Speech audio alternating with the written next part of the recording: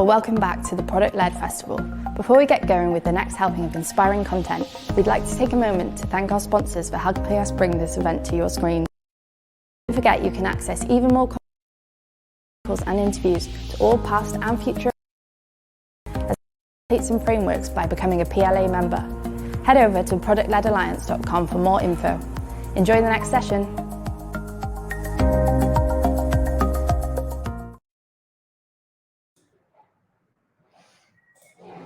Hi everyone, and welcome back to the Product-Led Festival.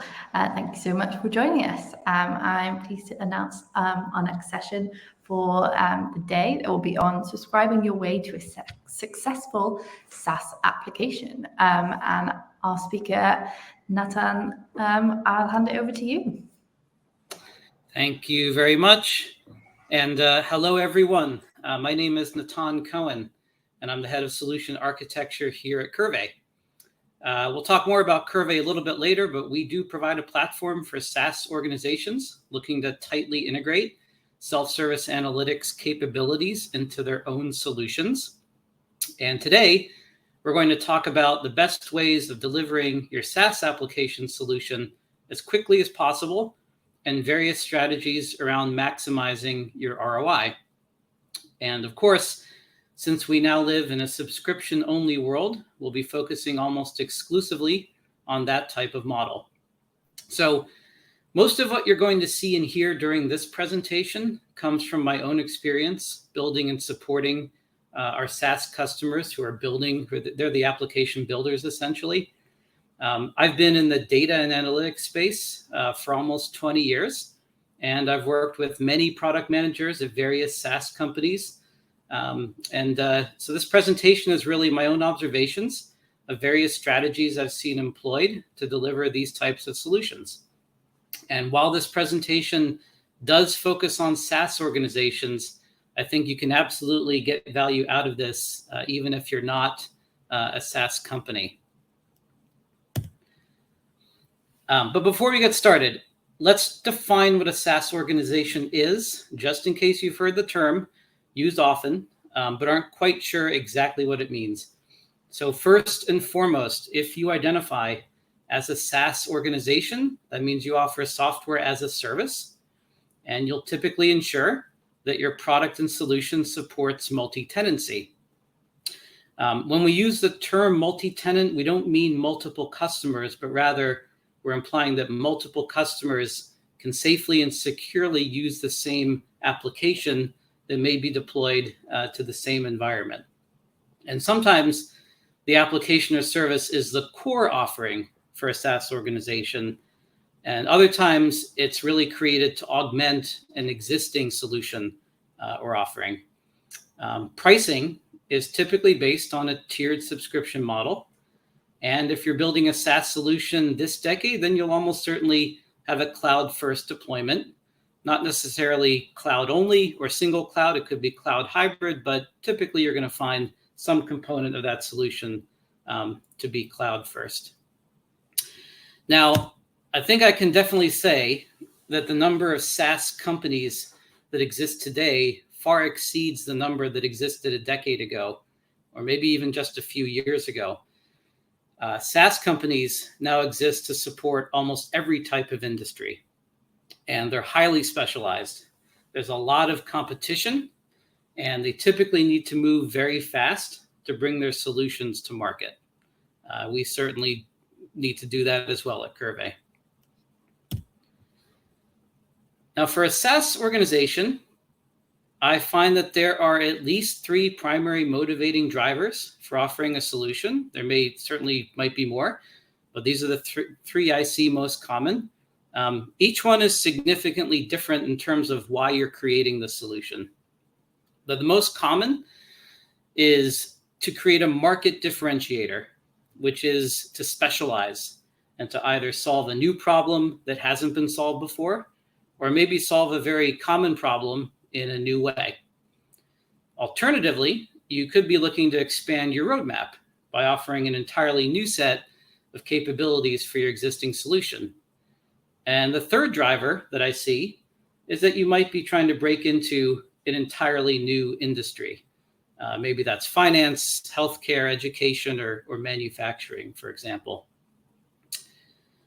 Now, before we get into the details, I would very much like to know if you identify as a SaaS company and what is or was your timeline for the first release of your product. So you all should have access to a poll. There are 2 questions. We're going to open up the poll now. Feel free to fill out the poll, and then we're going to come back toward the end of the presentation and see what the results are. So let's get into it. Go-to-market strategy. So now that we know more about what types of challenges SaaS companies have and what the different driving motivators are, we can now dive into the 3 strategies that I'd like to cover during this presentation. So we're going to talk about phase delivery, specifically what you should be including in your MVP and what can be saved for a future phase. We'll talk about the tiered subscription model, specifically how many tiers to have, and then various strategies for ensuring that you're always delivering value, even at the lowest tier, while not giving too much away. And then we'll take a look at different types of pricing models to give you some ideas for how pricing can fit into your tiered subscription model.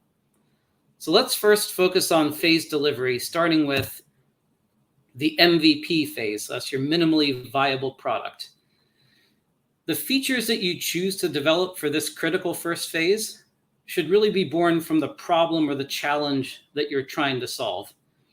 That goes back to the slide that you saw. Are you trying to enter a new industry? Are you trying to create a market differentiator? That really should be the driving force behind what goes into the MVP. Another way of stating this is to say that if you can't directly tie a feature to the core challenge that you've identified, then perhaps that feature should be saved for a later phase, or maybe it should be shelved entirely. And it's important to point out that what you consider minimally viable and what your potential customers consider to be minimally viable do not always match, and don't assume. This is actually one of the most common mistakes I've seen made during the MVP phase and even subsequent phases. There tends to be an assumption that a specific component of a feature could be saved for a later phase, when in fact, most of your potential customers would see that specific component as actually critical for the feature to be viable at all. So for that reason, communication with existing customers or your prospects or your future customers should never be a one-off. There should be ongoing discussions, demo sessions, perhaps a pilot program, and maybe even a closed beta with a few select prospects or customers. So your MVP phase will typically be a substantial upfront effort. And after a successful MVP launch, you now have the distinct challenge of keeping your customers excited, engaged, and thinking about how they might expand their usage of your solution. So ideally, a phase 2 or a phase 3 release should take less time than the MVP. How much time specifically? Well, it really depends, but I think many contracts are structured around 1 year, and that may give you a general idea of what to shoot for. And when you do release that next phase, make sure that you're able to market at least one defining feature. And what I mean by defining feature is not an incremental improvement of an existing feature. Now, those incremental improvements, they are important to be sure, but a defining feature gives your existing customers something to stick around for. It gets them excited, gives your marketing team something to talk about and kind of frame what this release is about. And you definitely want to secure that renewal. So I'm going to give you guys an example. After each concept I introduce, I want to give you an example. It's going to be from my industry, which is self-service reporting. And if I were if I were a customer building out a self-service reporting capability within my application, I might structure 3 phases of releases, where the MVP gives customers the ability to consume baseline standard reports and dashboards, right? And that's kind of the core value proposition. In phase 2, I might give them more standard reports and dashboards, but then my defining feature would probably be self-service itself, right? The ability to create custom reports and dashboards. And then once those two things are completed, that really leads into a third phase, which could be all about automation, right? Taking action off the insights of that data, as well as forecasting. And that can be the exciting defining feature for phase 3. So that's an example of phase delivery in my industry. Now, when considering how to define your subscription tiers, the most common model I see used is a 3-tier model. If you have too many tiers, I think that can make your offering confusing. And I think most companies are trying to avoid the pay for each feature model, which makes it very hard to budget and forecast their expenses for the year. So 3 distinct tiers is quite common. And from what I've seen many other SaaS companies do for each tier, the first tier should always offer the core value proposition. So your customers don't want to feel like the first tier doesn't even meet their basic needs or the reason why they signed up and became customers in the first place. The second tier often adds at least 2 additional defining features. So that makes tier 2 all about more features and capabilities. And then the third tier is usually focused on volume and scalability. The scalability that I'm talking about can either be vertically, in other words, more content, more data, more users, or it can be what I call horizontally, which might be more lines of businesses within a single organization, or perhaps more application integrations within a single organization. So let's talk through an example of that. And again, we'll go back to self-service reporting. For 3 tiers, the first tier could be access to that set of baseline reports. In other words, users can view and they can export. At tier 2, they can do everything in tier 1, but they can also have access to self-service dashboard builders and chart builders. So then they can view, export, modify, create, and share. At tier 3, you might introduce everything in tier 1 and 2, but at higher limits, or maybe even no limits on the amount of content that users can create. And you might also allow usage across multiple lines of businesses. Now, I do want to point out that you should definitely try to aim for a 3-tiered model or whatever, how many tiers you come up with for your MVP phase. In other words, you don't have to wait until you've released phase 3 to offer 3 tiers. These are really separate concepts. So certainly after an MVP, you could have 3 levels of tiering.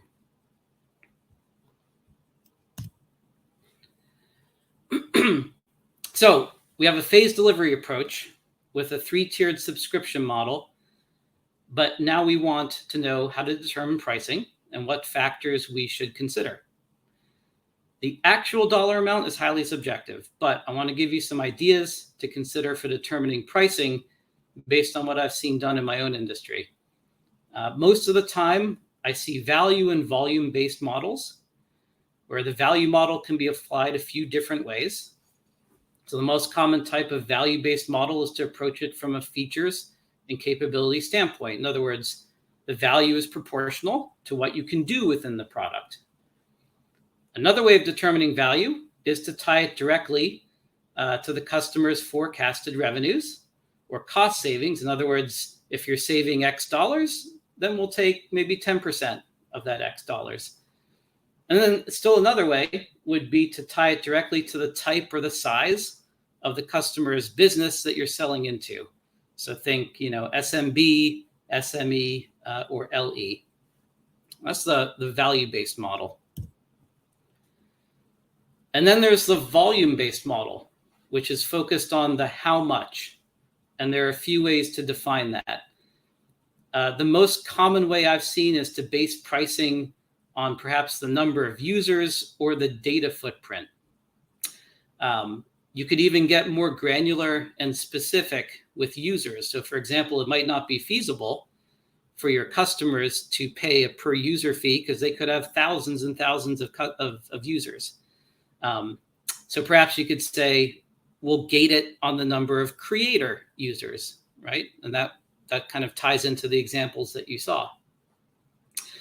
You could also base it on the volume of data that your customers plan to use with your solution. That's actually how we do it at Curve.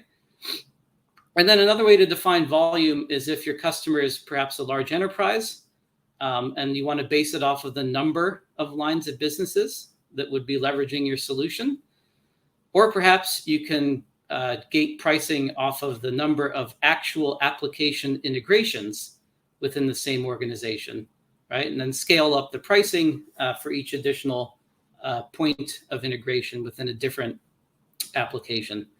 So if we're going to bring it all together into the same self-service reporting example that I'm most familiar with, I still have my 3-tiered model. And what I've done is I've given them names that the marketing department can refer to them as. I might call tier 1 my starter package. And again, this gives you access to the baseline set of reports. That's my core value proposition. And I might offer a starter for, an unlimited user model if you identify as an SMB. Then I might rebrand tier 2 as the professional package. And here's where I'm going to give you access to self-service. So now your users can not just view, but create, modify, and share content. And I might offer unlimited users for the mid-sized business, right? SMEs. Tier 3, I might brand as the enterprise package. And this would give you higher limits or perhaps no limits on the amount of content you can create. And I might allow usage across multiple lines of businesses, or perhaps an unlimited user model for the large enterprise.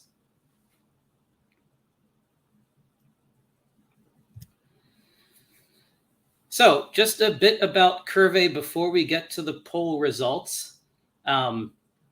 We at Curve have to make all of the same types of decisions and weigh all of the factors that you just saw when we bring our own SaaS solutions to the market, or for our own SaaS customers. We're focused exclusively on what we call infused analytics for SaaS providers. And our goal is to bring self-service reporting and analytics to our customers' users wherever they are and on whatever device they're using. We've also built our platform entirely on AWS, and we embrace a completely serverless architecture. So we're well poised for the future. And before we wrap up, I do want to come back and take a look at the poll question.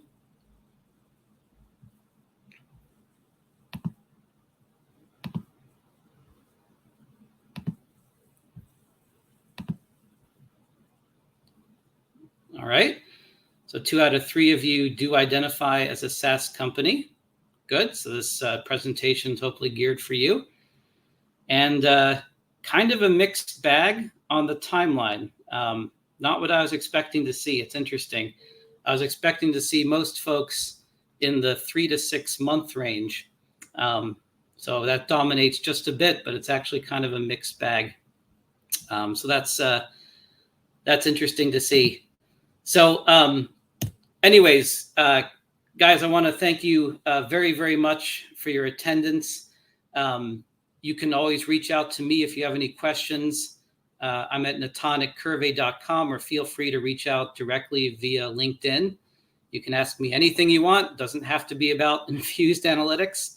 So I really appreciate your time, and we'll take some questions now.